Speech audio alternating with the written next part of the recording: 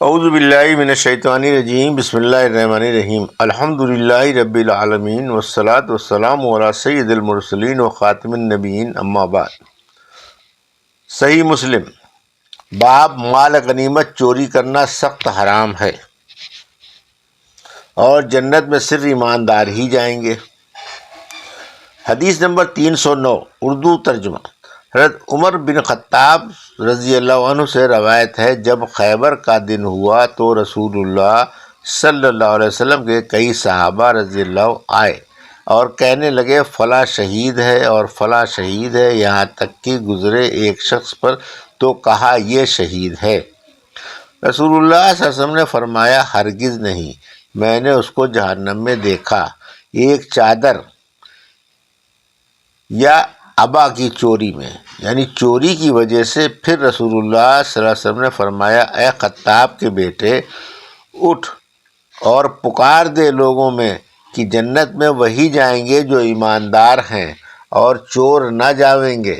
حضرت عمر رضی اللہ عنہ نے کہا میں نکلا اور میں نے پکار دیا لوگوں میں، خبردار ہو جاؤ، جنت میں وہی جائیں گے جو ایماندار ہیں۔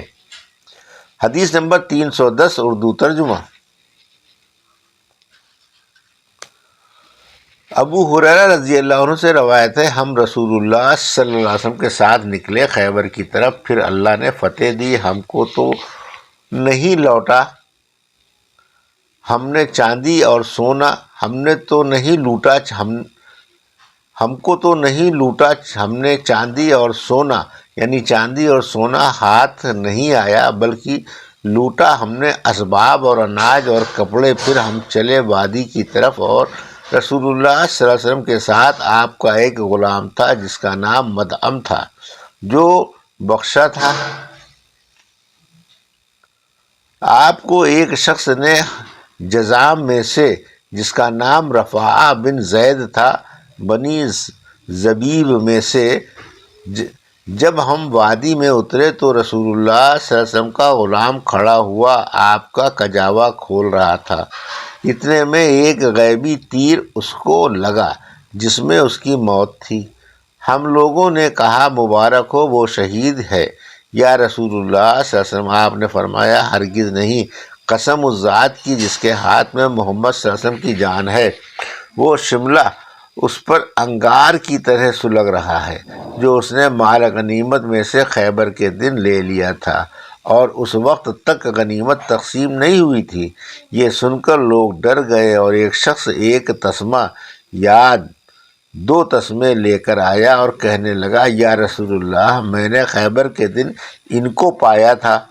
رسول اللہ صلی اللہ علیہ وسلم نے فرمایا یہ تسمہ یا تسمے انگار کے ہے، یعنی اگر تو ان کو داخل نہ کرتا تو یہ تسمہ انگارہ ہو کر قیامت کے دن تجھ پر لپٹتا یا تجھے عذاب ہوتا ان تسموں کی وجہ سے۔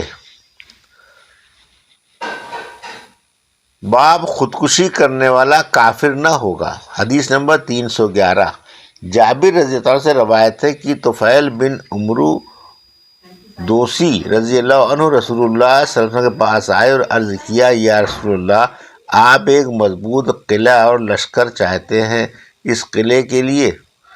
کہا جو دوست کا تھا جاہلیت کے زمانے میں۔ آپ نے قبول نہ کیا اس وجہ سے کہ اللہ تعالیٰ نے انصار کے حصے میں یہ بات لکھ دی تھی کہ رسول اللہ صلی اللہ علیہ وسلم ان کے پاس رہیں، ان کی جماعت، ان کی حمایت اور حفاظت میں۔ تو جب رسول اللہ صلی اللہ علیہ وسلم نے مدینے کی طرف ہجرت کی تو طفیل بن عمرو رضی اللہ عنہ نے بھی ہجرت کی، اور ان کے ساتھ ان کی قوم کے ایک شخص نے بھی ہجرت کی۔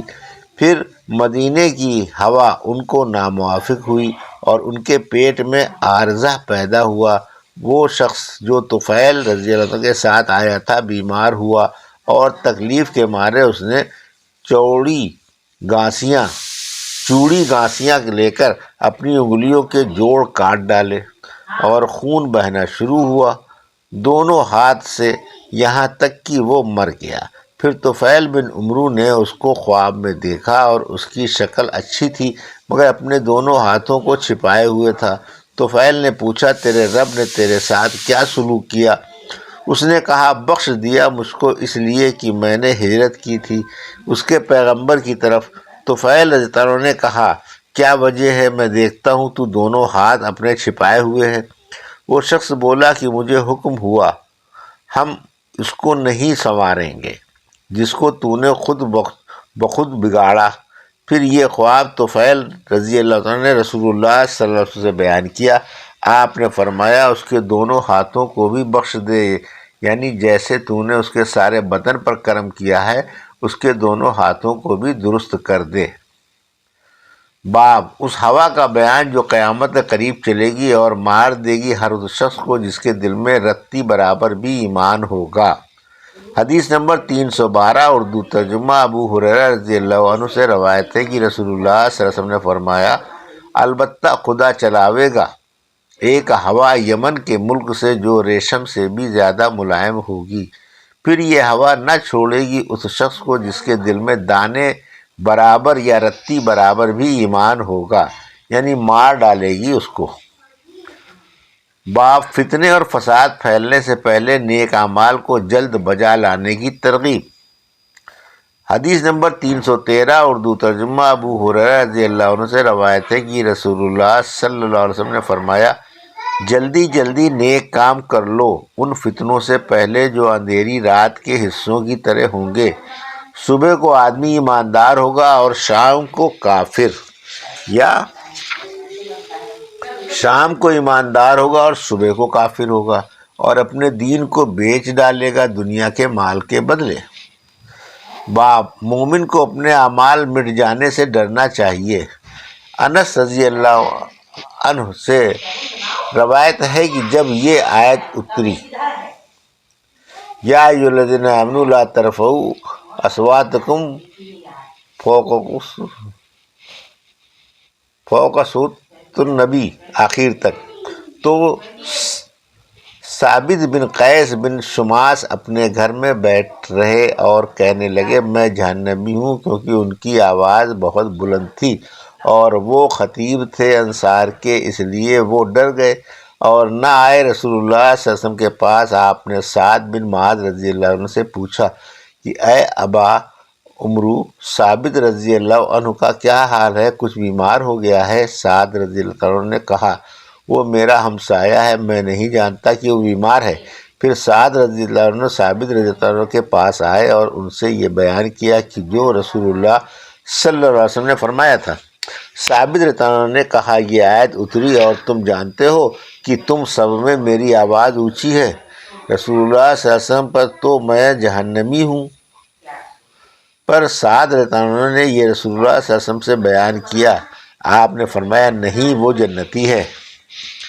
حدیث نمبر 315 دوسری روایت میں یوں ہے کہ ثابت بن قیس بن شماس رضی اللہ عنہ انصار کے خطیب تھے۔ پھر جب یہ آیت اتری آخر تک اور اس میں سعد بن معاذ رضی اللہ عنہ کا ذکر نہیں ہے۔ حدیث نمبر 316 ترجمہ وہی ہے جو اوپر گزرا۔ حدیث نمبر 317 اردو ترجمہ اس روایت میں بھی سعد بن معاذ رضی اللہ عنہ کا ذکر نہیں، اتنا زیادہ ہے کہ انس نے کہا ثابت رضی اللہ عنہ ہم لوگوں کے بیچ میں چلتے تھے، ہم ان کو دیکھتے تھے، ایک شخص جنتی ہم میں جا رہا ہے۔ حدیث نمبر باب جب کوئی مسلمان ہو جاوے تو کیا کفر کے وقت کے اعمال کا مواخذہ ہوگا؟ حدیث نمبر 318 اردو ترجمہ عبداللہ بن مسعود رضی اللہ عنہ سے روایت ہے کہ کچھ لوگوں نے کہا رسول اللہ صلی اللہ علیہ وسلم سے یا رسول اللہ کیا ہم سے پوچھ ہوگی ان کاموں کی جو ہم نے جاہلیت کے زمانے میں کیے ہیں؟ آپ صلی اللہ علیہ وسلم نے فرمایا تم میں سے جو اچھی طرح اسلام لایا یعنی سچا مسلمان ہوا دل سے، اس سے تو پوچھ نہ ہوگی جاہلیت کے کاموں کی، اور جو برا ہے یعنی صرف ظاہر میں مسلمان ہوا اور دل میں اس کے کفر رہا، اس سے پوچھ ہوگی جاہلیت اور اسلام دونوں وقت کے کاموں کی۔ حدیث نمبر 319 اردو ترجمہ عبداللہ بن مسعود رضی اللہ عنہ سے روایت ہے ہم نے عرض کیا یا رسول اللہ صلی اللہ علیہ وسلم کیا ہم سے مواخذہ ہوگا ان کاموں کا جو جاہلیت کے وقت میں کیے ہیں؟ آپ صلی اللہ علیہ وسلم نے فرمایا جس نے نیکی کی اسلام میں اس سے جاہلیت کے کاموں کا مواخذہ نہ ہوگا، اور جس نے برائی کی اسلام میں اس سے مواخذہ ہوگا اگلے یعنی کفر اور پچھلے یعنی اسلام دونوں وقت کے کاموں کا۔ حدیث نمبر 320 اردو ترجمہ۔ مذکورہ بالا حدیث اس سند سے بھی مروی ہے۔ یہ تھی صحیح مسلم کی حدیث نمبر 309 سے حدیث نمبر 320 کا اردو ترجمہ جو ابھی آپ نے سماعت فرمایا۔